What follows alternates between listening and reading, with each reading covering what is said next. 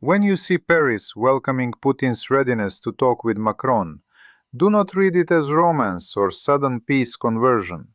Read it as stress signal. Europe's language shifting from moral certainty to risk management, because this war turned into long industrial contest, and Europe feel it may soon be asked to carry more weight with less American cover. Macron not naive about Moscow. He watched the pattern for years, proposals that sound reasonable, pauses that become time to regroup, and diplomacy used as weapon to split coalitions. So, when Élysée says it is welcome that Kremlin signals willingness to speak, it is less about trust, more about fear of being trapped between two bad options: endless war with dwindling stocks, or a bad deal dressed as peace. The first driver is constraint. Modern war eats air defense missiles, artillery shells, spare parts, drones, and trained people faster than European procurement cycles can replace them. Ukraine fights with skill and innovation, but it depends on a pipeline that is political, budgetary, and sometimes chaotic. Russia also paying huge price, but it has larger reserves, wartime conversion of parts of economy, and fewer domestic breaks on mobilization. When both sides can bleed but neither can break, capitals start to look for off-ramp, not because they trust opponent, but because they fear their own endurance. Second driver is United States. Even when Washington supportive, attention split between Asia, Middle East, and domestic politics. In Europe, you can hear same quiet sentence repeated in different languages. What if Americans step back, even partially? That uncertainty alone changes behavior. It pushes Paris, Berlin, Rome to explore options they would have rejected earlier because they are planning for a world where US security umbrella thinner and transactional. Third driver is European politics at home. Energy costs, inflation fatigue, migration tensions, and election cycles create pressure to show progress. Leaders need to tell voters they are managing risk, not just sending money and weapons into fog. Macron specifically wants France to look like adult in room, the one who can talk to everybody. This is classic French strategic culture. Keep channels open, keep option to mediate, keep image of grandeur. But there is also cold calculation. France has nuclear deterrent, but Europe as whole still depend on US logistics, intelligence, and industrial scale, and Macron knows it. So diplomacy becomes way to buy time while Europe tries to rearm, or at least while France tries to position itself as the broker when others freeze. Now, Putin understands this psychology. When Kremlin signals we are open to talks, it is not confession of weakness. It is attempt to reshape narrative and to create two-track Europe. One group that insists on containment, another that wants bargain and reopening of business. Moscow prefers bilateral channels like Paris to Moscow, because bilateral talks easier to frame, easier to trade favors, and easier to use as wedge against neighbors who feel most threatened. And readiness to talk also helps Russia outside West. It says, we are reasonable, sanctions are political, the West prolongs war.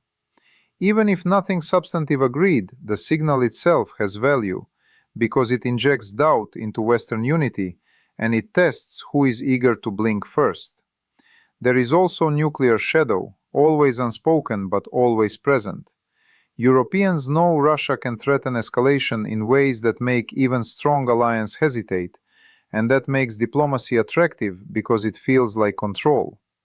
Macron's team remember the failed logic where paper substitute for capability, so publicly they insist nothing about Ukraine without Ukraine. But privately, every serious capital runs scenarios. What if air defenses run thin? What if public support erodes? What if next aid package delayed? France can deliver some systems and training, but it cannot replace US scale alone, and Europe's joint procurement still slow and fragmented. So diplomatic noise is also mirror of industrial weakness. If you cannot surge production quickly, you start to search for political shortcuts, and Moscow knows it. Here is uncomfortable part. Talks are not bad in itself. Every war ends with people talking. Usually after they promised they never would. The question is sequence and leverage. Diplomacy without leverage is just pleading with better suits. If Europe opens door to re-engagement while it still cannot sustain Ukraine militarily, then talks become conveyor belt toward a freeze that rewards stronger side. That is not peace, it is postponement with interest, and the interest paid in Ukrainian lives and European credibility. Putin would love a pause that locks in gains, relaxes sanctions, and lets Russian industry rebuild stockpiles, while Europe argues with itself about normalization.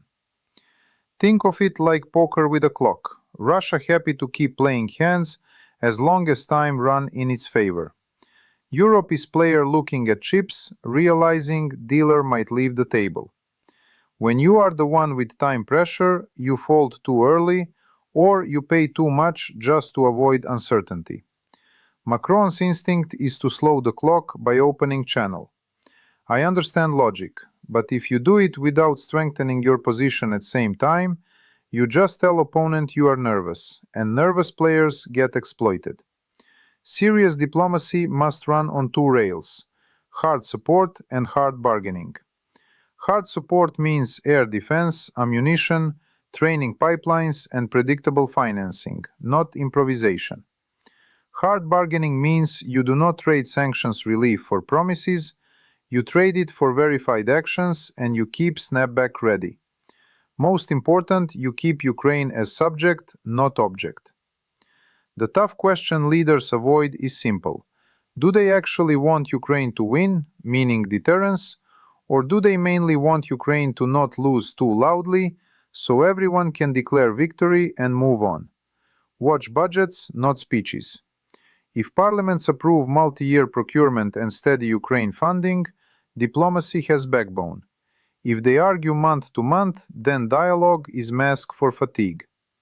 This moment not about Macron's ego and not about Putin's charm. It is about whether Europe remembers basic rule of geopolitics. You can want peace sincerely, but if you cannot impose cost, you cannot buy it, and later you will pay higher price with less choice.